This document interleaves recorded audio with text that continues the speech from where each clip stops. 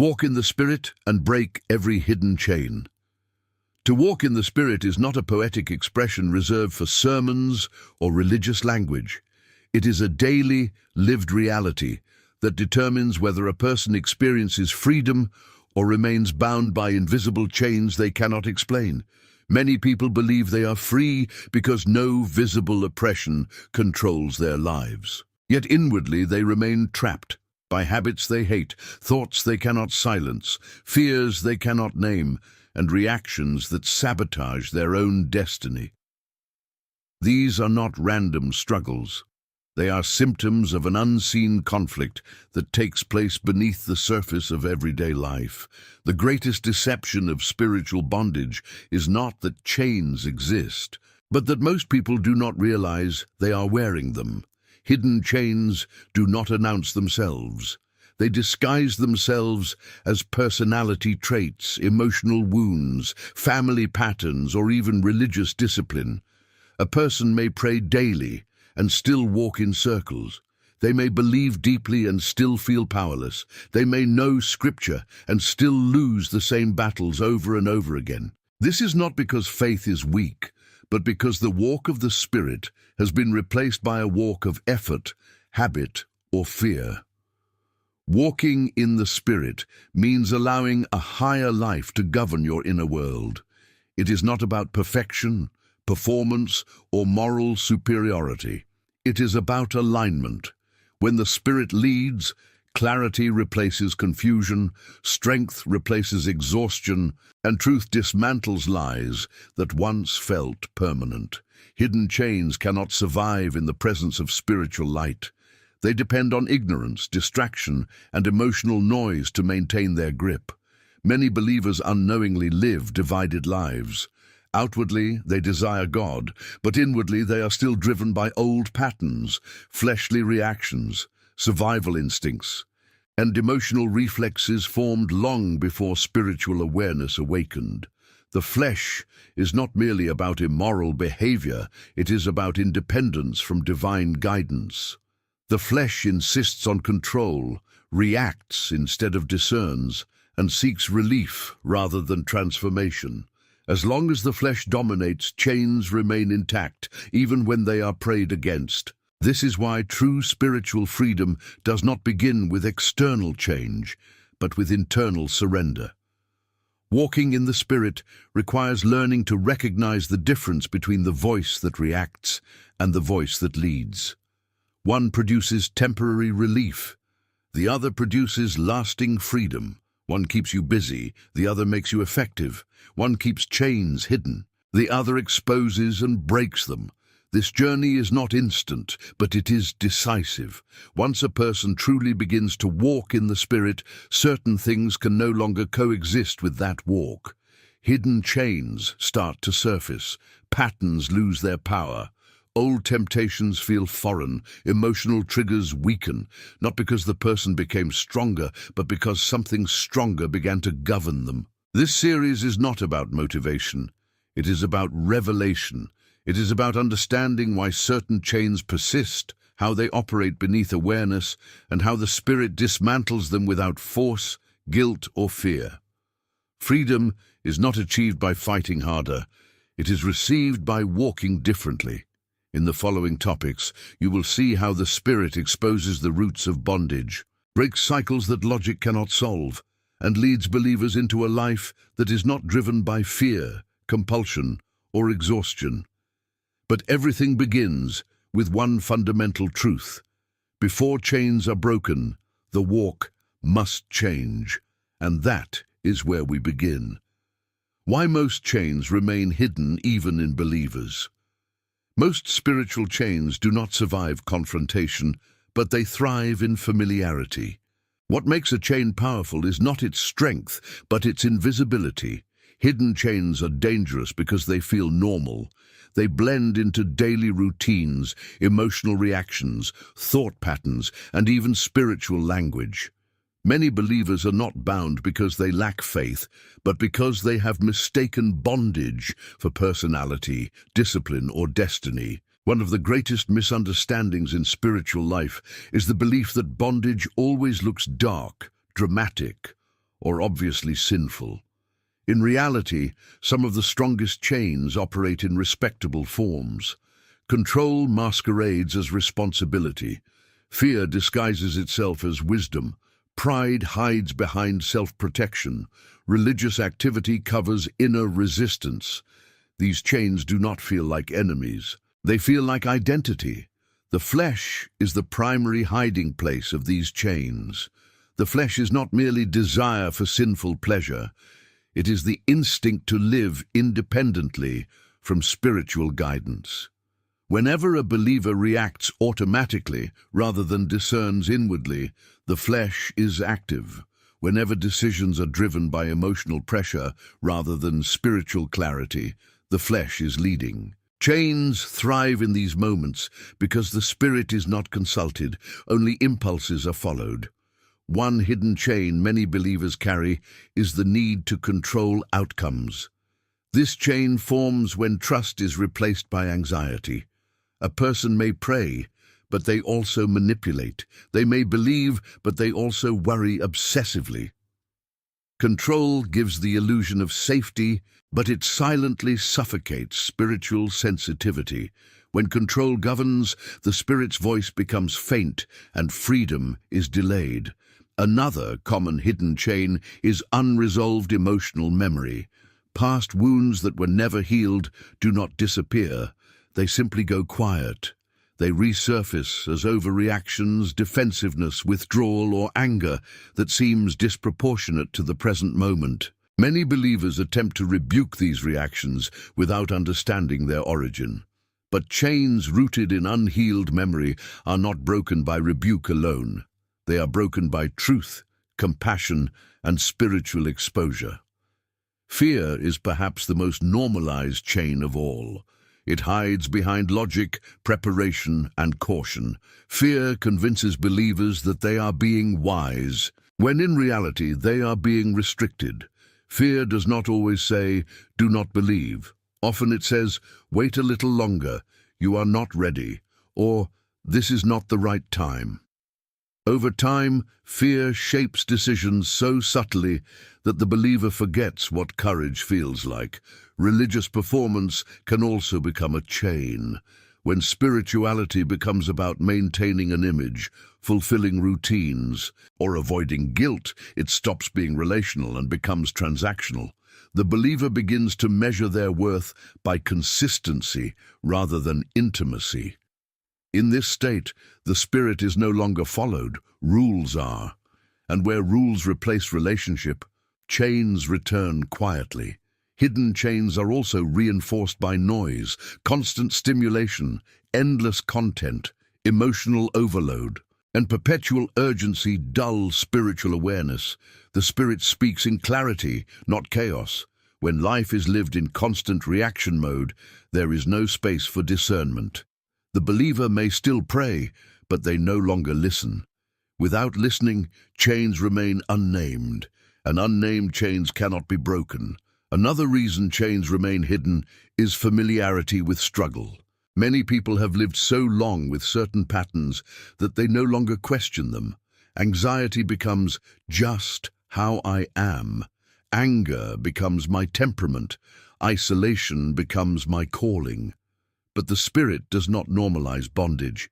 He exposes it gently, persistently, and truthfully. The Spirit's first work is not removal, but revelation. Before a chain is broken, it must be seen. And before it is seen, the believer must slow down enough to notice what drives them when no one is watching.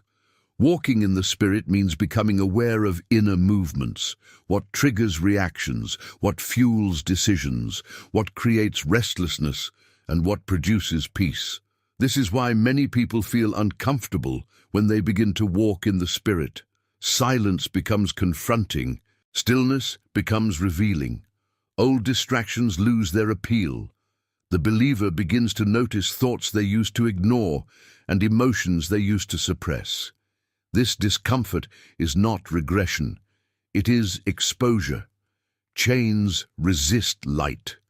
The flesh resists this process because exposure threatens control. But the Spirit does not expose to shame. He exposes to heal. He reveals not to accuse, but to liberate. What is brought into the light loses its power to dominate.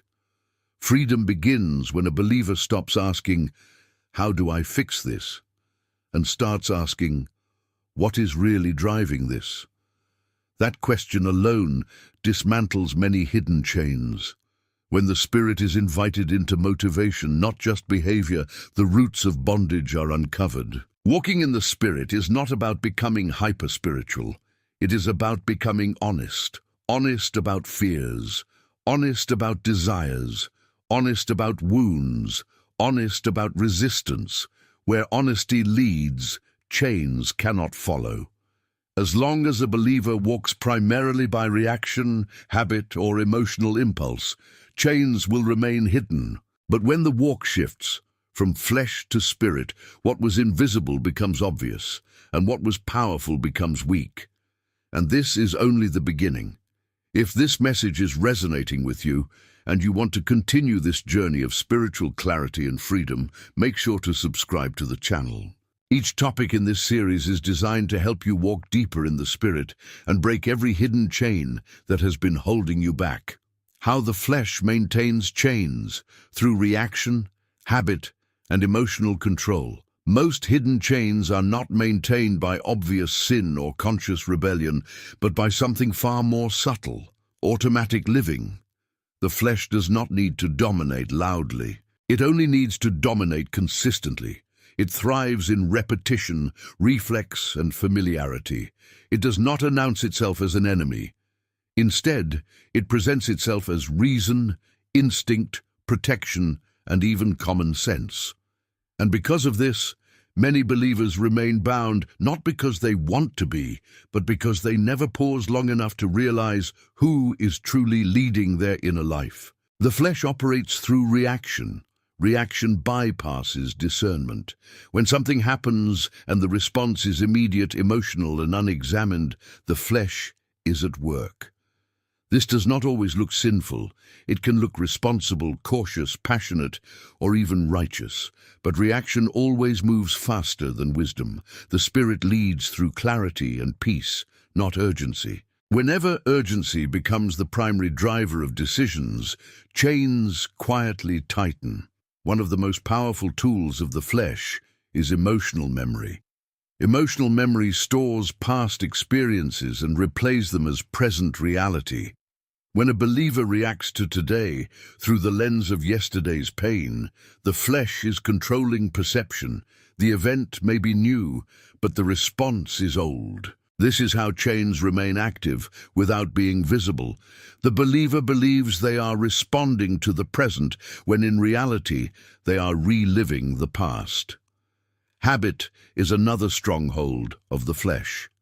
Habits are not inherently negative, but when they operate without awareness, they become channels of bondage. The flesh loves unconscious routines because they require no surrender. A believer may pray at the same time daily, read scripture out of obligation, worship without presence, and still remain unchanged. The action exists, but the Spirit is not leading it. Habit without awareness numbs sensitivity, and numbness is fertile ground for chains. The flesh also maintains chains by demanding comfort. Comfort becomes a god when discomfort is avoided at all costs. Growth always requires tension, but the flesh seeks relief, not transformation. Whenever discomfort arises, conviction, correction, exposure, the flesh offers substitutes: distraction, justification, delay, or self-pity. These substitutes feel harmless, but they keep the believer stationary. Chains remain intact because the process that would break them is never completed. Another method the flesh uses is self-justification. When a believer feels challenged internally, the flesh rushes to explain why change is unnecessary, unrealistic, or unfair. It reminds them of past efforts, other people's failures, and external circumstances. Self-justification is dangerous because it sounds reasonable. It does not deny truth outright. It delays obedience. And delayed obedience keeps chains alive. Control is perhaps the flesh's most convincing illusion. Control feels safe. It gives the impression of stability and competence. But control is rooted in fear of uncertainty, not trust in guidance. When a believer insists on managing outcomes, planning every step, and predicting every consequence, the Spirit's leadership is sidelined. The flesh prefers certainty over faith. Yet faith cannot grow where control dominates. Chains linked to anxiety, fear, and exhaustion flourish under control. The flesh also resists stillness. Silence exposes internal noise. Stillness reveals unrest. This is why many believers stay constantly busy. Activity becomes a form of avoidance. When the mind is always occupied, the heart is never examined. But the Spirit speaks most clearly when external noise quiets. The flesh knows this and fills life with urgency, responsibility, and distraction to prevent inward listening. Chains thrive in noise.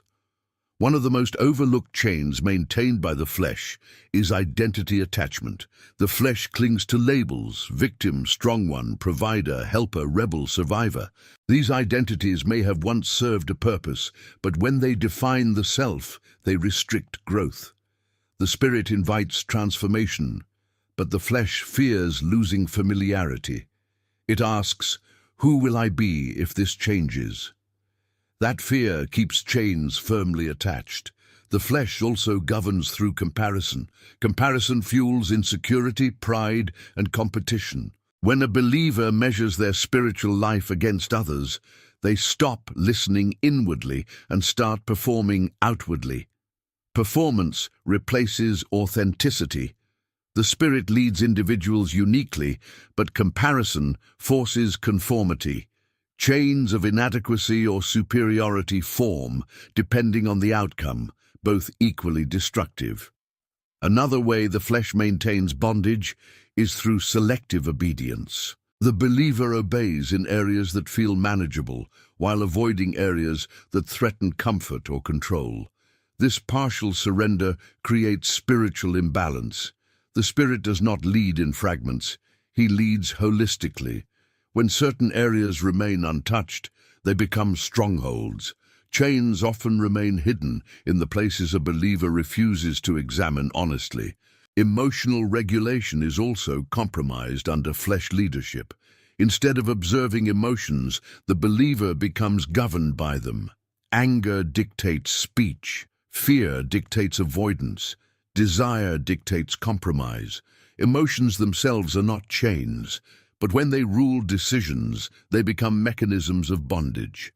The Spirit teaches discernment of emotion, not suppression or indulgence. Without discernment, emotions drive behavior, and chains remain active.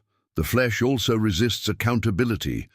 Accountability threatens autonomy. It invites exposure. It challenges narratives. Many believers avoid environments where their patterns might be lovingly confronted. They prefer isolation disguised as independence, but isolation strengthens deception. The Spirit often uses community to reveal blind spots. Where accountability is resisted, chains remain unchallenged. Another subtle strategy of the flesh is spiritual language without spiritual substance. A believer may speak about faith, freedom, and surrender while inwardly remaining unchanged. Language becomes a mask.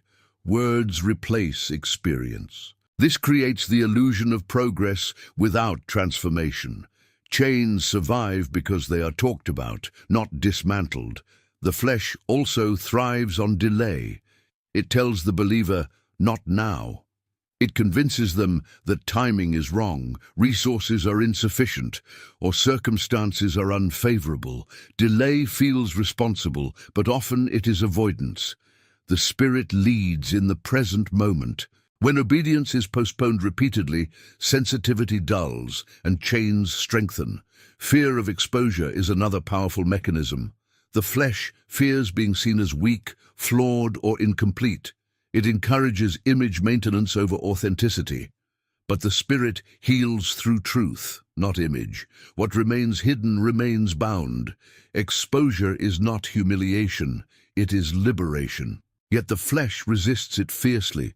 Walking in the Spirit disrupts all these mechanisms. It slows reaction. It brings awareness to habit.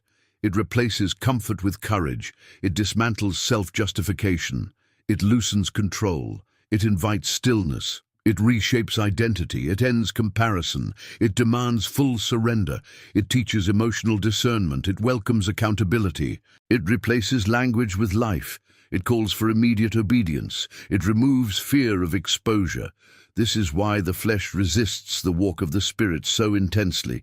The Spirit does not negotiate with bondage. He exposes it. He does not coexist with hidden chains. He breaks them. But he only leads where he is followed. Chains maintained by the flesh do not break through force. They break through awareness. When a believer begins to notice reactions instead of justifying them, habits instead of excusing them, emotions instead of obeying them, and fears instead of feeding them, the flesh loses authority. Authority shifts where attention goes. Walking in the Spirit is not about trying harder. It is about listening deeper. The Spirit does not shout over the flesh. He waits for space. When space is given, chains begin to weaken without struggle. This topic is not meant to accuse, but to awaken. Many believers feel tired not because they are weak, but because they have been fighting battles they were never meant to fight. The Spirit does not call believers to wrestle the flesh endlessly. He calls them to walk differently so the flesh no longer leads. If you recognize yourself in this struggle, understand this. Awareness is already the beginning of freedom. The moment you see how the flesh maintains control, its grip weakens. And when the Spirit begins to lead consistently, chains do not just loosen, they fall away. If this message is helping you gain clarity and you want to continue learning how to walk in the Spirit and break every hidden chain, make sure to subscribe to the channel. The next topics will take you even deeper into understanding how true spiritual freedom is formed and sustained. How walking in the Spirit gradually dismantles chains without force or struggle. True spiritual freedom rarely begins with dramatic moments or sudden breakthroughs. More often, it begins quietly, almost imperceptibly, as the inner government of a person starts to change. Walking in the Spirit does not immediately remove every struggle, but it alters who holds authority over the inner life. And authority, not effort, is what ultimately breaks chains. What once required constant resistance begins to lose its grip, not because the believer became stronger, but because the source of direction shifted. Most people imagine freedom as the result of winning a battle. In reality, freedom is the result of no longer fighting the wrong way. The flesh teaches resistance through effort, discipline through pressure, and obedience through fear. The Spirit teaches alignment through awareness, discipline through desire, and obedience through love. Chains that survive under force cannot survive under alignment. They depend on conflict, not clarity. When a believer begins to walk in the Spirit, the first noticeable change is not external behavior, but internal pace. Life slows down inwardly. Reactions are no longer immediate. There is a pause between stimulus and response. That pause is sacred. It is in that space that chains begin to weaken, because chains rely on speed. They operate through impulse. When impulse is interrupted by awareness, the chain loses momentum. One of the most profound effects of walking in the Spirit is the shift from compulsion to discernment. Compulsion feels urgent. It demands action now. Discernment feels calm. It invites reflection. The flesh pushes. The Spirit leads. As discernment replaces compulsion, behaviors that once felt uncontrollable begin to feel optional. The believer realizes that they are no longer driven, but guided. That realization alone breaks many invisible bonds. Another way the Spirit dismantles chains is by redefining desire. The flesh motivates through craving and avoidance. The spirit motivates through alignment and truth. Over time, what once felt attractive loses its pull, not because it was forbidden, but because it no longer resonates. Chains tied to desire weaken when desire itself changes. This is why spiritual freedom cannot be sustained by rules alone. Rules restrain behavior, but they do not transform desire. The Spirit does. Walking in the Spirit also reorders emotional authority. Emotions remain present, but they no longer dictate decisions. Fear may still arise, but it no longer commands obedience. Anger may still appear, but it no longer governs speech. Sadness may still be felt, but it no longer defines identity. The believer learns to observe emotions rather than become them. This observation breaks emotional chains that once controlled reactions and relationships. The Spirit also dismantles chains by exposing false urgency. Many people live under constant pressure, believing that if they stop moving, everything will collapse. This pressure is not spiritual, it is fleshly. The Spirit introduces rest without passivity and action without anxiety. As the believer learns to move from peace instead of pressure, chains related to stress, exhaustion, and fear begin to dissolve. Another subtle but powerful transformation occurs in the realm of thought. Walking in the Spirit brings awareness to internal narratives. Thoughts that once went unquestioned are now examined. Lies lose their authority when they are recognized as lies. The Spirit does not replace thoughts forcefully. He reveals truth gently. When truth enters the mind, deception loses its grip. Mental chains weaken because they are no longer believed. Walking in the Spirit also alters how the believer relates to time. The flesh is obsessed with past regret and future fear. The Spirit anchors awareness in the present.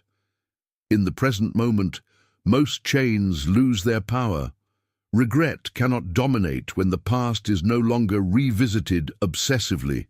Fear cannot control when the future is entrusted rather than predicted. Presence itself becomes a form of freedom. Another way the Spirit breaks chains is by healing identity fragmentation. Many people live divided lives, presenting different versions of themselves depending on context. This fragmentation creates internal tension and exhaustion. The Spirit leads toward integration. The believer begins to live from a unified center rather than scattered roles. As identity stabilizes, chains rooted in insecurity, performance, and approval-seeking fall away. The Spirit also dismantles chains by reshaping how correction is received. Under flesh leadership, correction feels like threat. Under Spirit leadership, correction feels like guidance. This shift removes defensiveness and opens the heart to growth. Chains linked to pride, stubbornness, and self-protection weaken because resistance is replaced by humility. Walking in the Spirit changes how pain is processed. Pain is no longer suppressed or dramatized. It is interpreted. The Spirit gives meaning to suffering without glorifying it. When pain is understood rather than avoided, it loses its power to shape identity. Chains formed through trauma and loss begin to unravel because the story attached to the pain changes. Another transformation occurs in relationships. The believer stops relating from need and begins relating from fullness. Approval is no longer sought compulsively. Boundaries become clearer, attachment becomes healthier, chains tied to codependency, fear of abandonment, and people-pleasing weaken because the source of worth shifts inward, guided by the Spirit rather than external validation. The Spirit also dismantles chains by restoring spiritual sensitivity. As noise decreases and awareness increases, the believer becomes more attuned to inner guidance. Decisions feel lighter, confusion decreases, direction becomes clearer. When guidance is trusted, hesitation fades. Chains tied to indecision and doubt lose their influence. One of the most misunderstood aspects of walking in the Spirit is that it does not eliminate struggle instantly. Instead, it removes condemnation from struggle. The believer no longer identifies with failure. A mistake becomes information, not identity. This removes shame, and shame is one of the strongest chains of all. Where shame dissolves, freedom accelerates. The Spirit dismantles chains by teaching surrender without collapse. Surrender does not mean losing strength. It means redirecting it. The believer stops resisting life and starts cooperating with truth. This cooperation feels lighter, more natural, and more sustainable than constant resistance. Over time, the believer notices something remarkable. Battles that once consumed energy no longer demand attention. Temptations feel distant, old patterns feel foreign. The chains did not snap loudly. They loosened quietly until they fell off unnoticed. This is the signature of Spirit-led freedom. It does not announce itself. It simply becomes normal. Walking in the Spirit is not about achieving a perfect state. It's about living from a different source. When the source changes, the outcome changes naturally. The Spirit does not fix the flesh. He replaces its leadership. And when leadership changes, chains cannot remain. This topic reveals a crucial truth. Freedom is not forced. It is formed. It grows as alignment deepens. The believer does not escape bondage by fighting harder, but by walking truer. Every step in the Spirit weakens what once held power. If this teaching is opening your eyes and helping you understand how true freedom is formed, make sure to subscribe to the channel. The next topic will go even deeper into how the Spirit restores authority, identity, and lasting freedom from the inside out. How the Spirit restores inner authority and breaks chains tied to fear, identity, and self-doubt. One of the deepest reasons hidden chains persist in a believer's life is the loss of inner authority. Not authority over others, but authority over one's own inner world. When authority is absent, fear governs. When fear governs, identity fragments, and when identity fragments, self-doubt becomes the voice that leads decisions. Walking in the Spirit restores authority at the core of the soul, and when authority is restored, chains tied to fear, confusion, and insecurity collapse naturally. Fear thrives where authority is unclear. It does not need to dominate aggressively. It only needs to question. It whispers uncertainty into decisions, hesitation into action, and doubt into identity. Fear rarely tells a believer they are powerless outright. Instead, it asks subtle questions. What if you are wrong? What if this fails? What if you lose control? Over time, these questions shape behavior. The believer stops moving forward and starts managing risk. Chains form not through disobedience, but through avoidance. The Spirit restores authority by recentering the believer in truth rather than emotion. Emotions fluctuate, circumstances change, opinions shift, but spiritual authority is anchored in alignment, not feeling. When a believer walks in the Spirit, they stop asking, "How do I feel about this?" and begin asking, "What is true here?" That shift dismantles fear at its root, because fear feeds on uncertainty, not truth. Identity confusion is another chain deeply connected to fear. Many believers do not know who they are beyond their roles, wounds, or achievements. Identity becomes conditional, strong when things go well, fragile when they do not.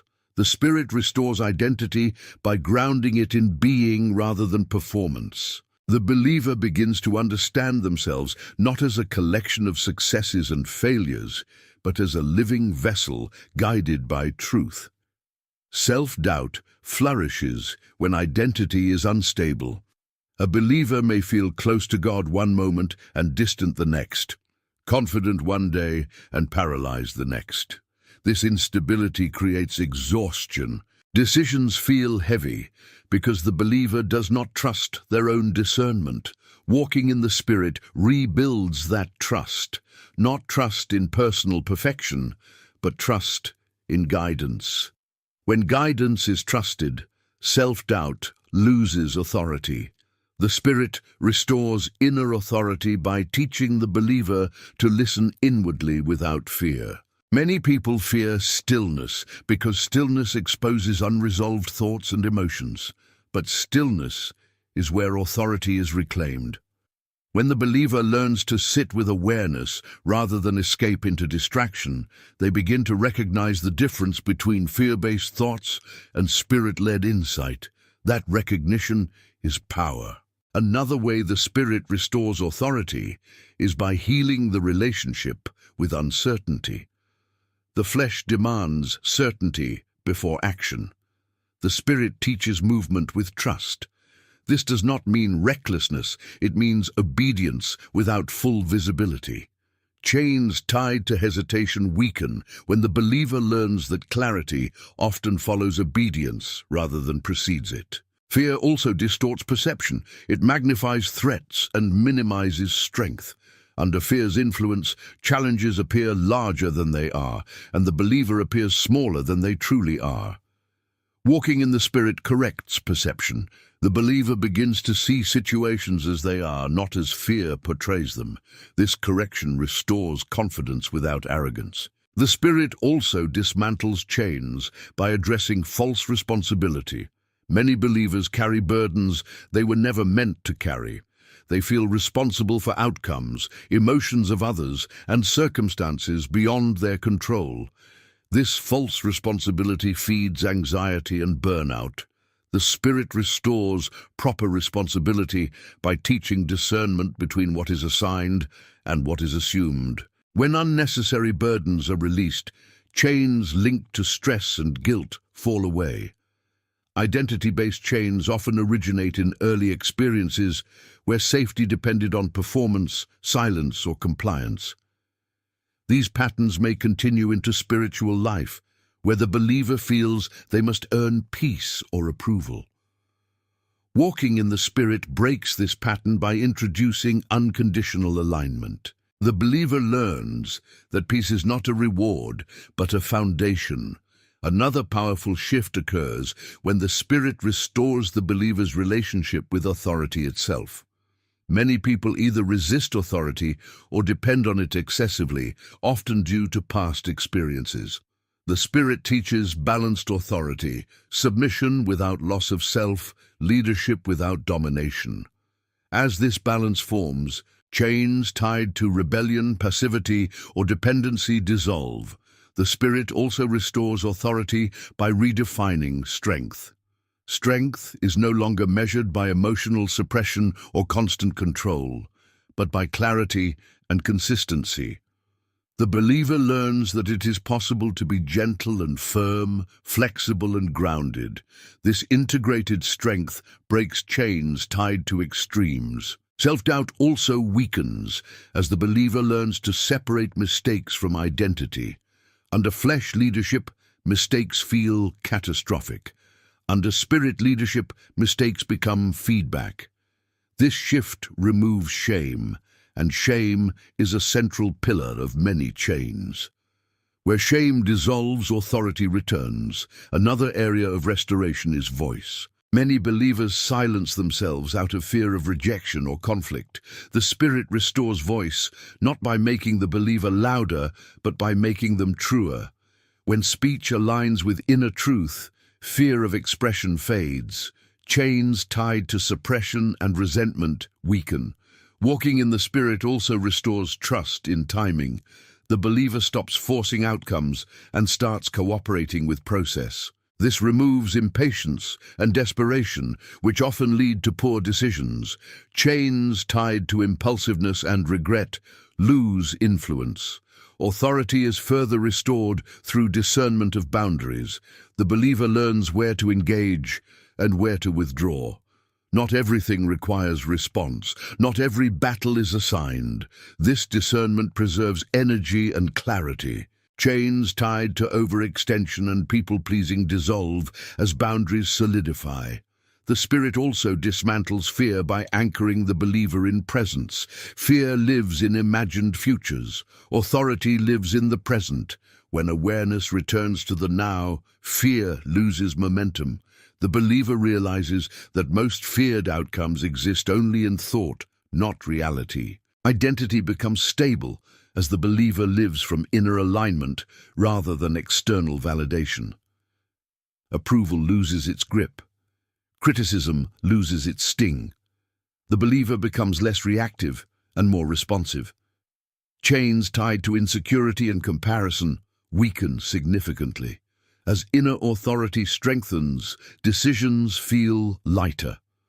The believer no longer seeks constant reassurance. Guidance feels accessible. Confidence grows quietly, without ego. This is not self-confidence, it is spirit confidence. And spirit confidence is unshakable because it is not rooted in self-image. Over time, fear becomes information rather than instruction. It may signal caution, but it no longer commands obedience. Identity becomes rooted rather than reactive. Self-doubt becomes occasional rather than dominant. Chains that once dictated behavior become irrelevant. Walking in the Spirit does not eliminate challenges, but it changes who stands in the center of them. Authority returns to where it belongs. And when authority is restored, chains tied to fear, identity confusion, and self-doubt cannot survive. If this teaching is helping you reclaim inner authority and understand how true freedom forms from the inside out, make sure to subscribe to the channel.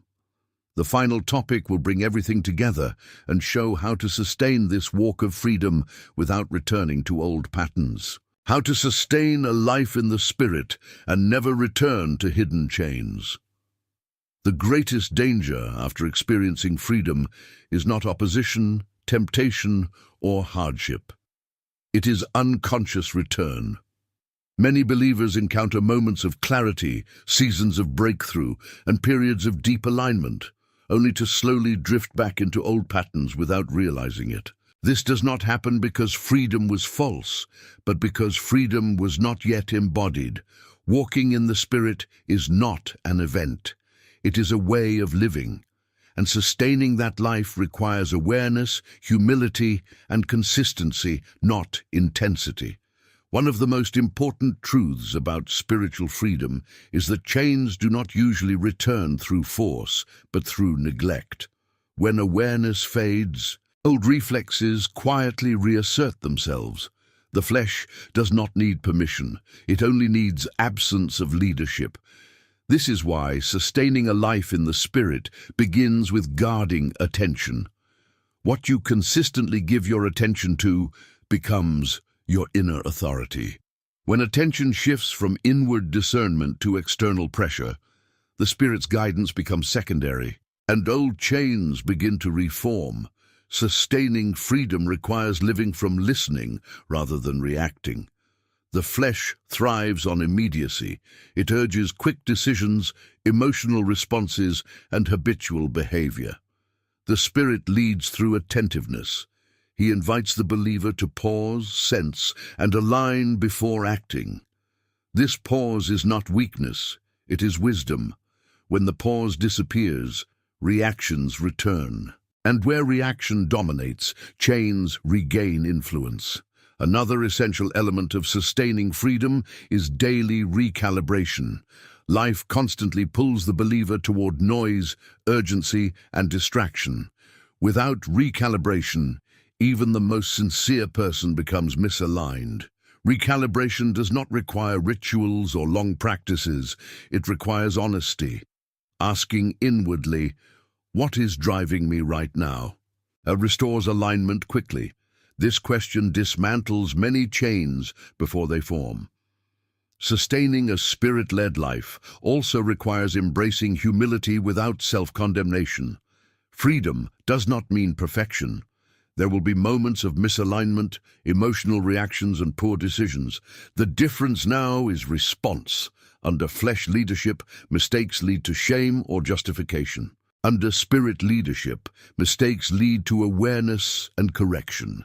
Shame is one of the fastest ways chains return. Humility keeps the heart open without collapsing into self-judgment. Another key to sustaining freedom is resisting spiritual autopilot.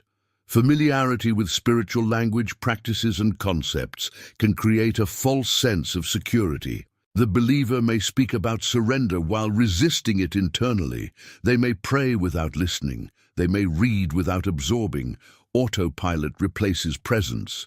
The Spirit does not lead through routine alone. He leads through relationship. Where relationship weakens, chains find space.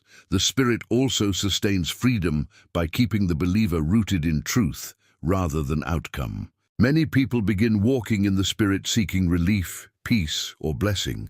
These may come, but they are not the foundation. When outcomes become the focus, disappointment becomes dangerous. Disappointment often leads to subtle disengagement. The believer stops listening deeply and starts coping. Coping is not freedom, it is management. Chains return quietly through coping mechanisms. Another vital aspect of sustaining freedom is honoring spiritual boundaries. Freedom does not mean unlimited access, emotional availability, or constant engagement. Many believers lose alignment by overextending themselves. Saying yes when the Spirit says no drains authority. Exhaustion weakens discernment. When discernment weakens, old patterns resurface. Boundaries preserve clarity, and clarity preserves freedom. Walking in the Spirit also requires maintaining intimacy with stillness. Stillness is not inactivity, it is presence without agenda. It is where subtle shifts are noticed and course corrections happen early. Without stillness, misalignment grows unnoticed until it manifests as struggle. Many people only return to awareness when pain forces them to stop. Stillness allows correction without crisis. Another way freedom is sustained is through emotional ownership. Emotions are acknowledged without being obeyed. When fear arises, it is observed. When anger appears, it is examined. When desire surfaces, it is discerned. Emotions lose their power when they are neither suppressed nor indulged. Suppression creates pressure. Indulgence creates bondage. Observation creates freedom. Sustaining a Spirit-led life also means remaining teachable. The moment a believer believes they have arrived, growth stops.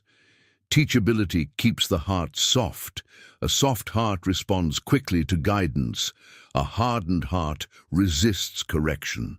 Resistance allows chains to reattach. Teachability does not mean insecurity. It means openness. Another essential element is alignment between inner life and outer behavior. Hypocrisy does not always mean intentional deception. Often it means inner truth is not yet fully lived outwardly. This misalignment creates tension. Tension seeks relief. Relief often comes through old habits. Sustaining freedom means gradually bringing outer life into harmony with inner clarity. The Spirit also sustains freedom by reshaping desire over time. Desire is not eliminated, it is refined. What once appealed loses its attraction. What once felt boring becomes meaningful. When desire changes, discipline becomes easier. Chains tied to compulsion weaken because desire no longer feeds them. A critical safeguard against returning to chains is honest self-examination without obsession. Obsession turns inward awareness into anxiety. Avoidance turns it into ignorance. Balance keeps it healthy. The believer checks alignment without self-surveillance. They notice patterns without labeling themselves. This balanced awareness preserves freedom without creating tension. Another aspect of sustaining freedom is choosing depth over noise. Modern life rewards constant stimulation. But stimulation fragments awareness. Fragmented awareness weakens spiritual sensitivity. Choosing depth means limiting unnecessary input, emotional overload, and constant urgency. Silence is not emptiness, it is clarity. Walking in the Spirit also requires patience with the process. Some chains dissolve slowly because they are tied to deep identity structures. Impatience leads to frustration. Frustration invites self-criticism. Self-criticism reopens old wounds. Patience keeps the process gentle and sustainable. The Spirit sustains freedom by anchoring the believer in purpose rather than comparison. Comparison shifts focus outward. Purpose keeps it inward. When focus shifts outward, insecurity grows. Insecurity fuels old behaviors. Purpose stabilizes identity and direction. Another powerful protection against returning to chains is gratitude grounded in reality, not denial. Gratitude does not ignore struggle. It contextualizes it. It keeps the heart open and prevents bitterness. Bitterness is fertile ground for bondage. The Spirit also sustains freedom by teaching the believer when to rest and when to act. Rest restores sensitivity. Action expresses alignment.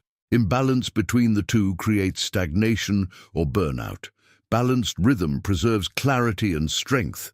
Over time, the believer realizes that freedom is not something they protect anxiously, it is something they live attentively. Fear of losing freedom creates tension. Trust in guidance sustains it naturally. The final and most important truth is this. Walking in the Spirit is not about avoiding chains, but about remaining aligned with life. When alignment is maintained, chains have no place to attach.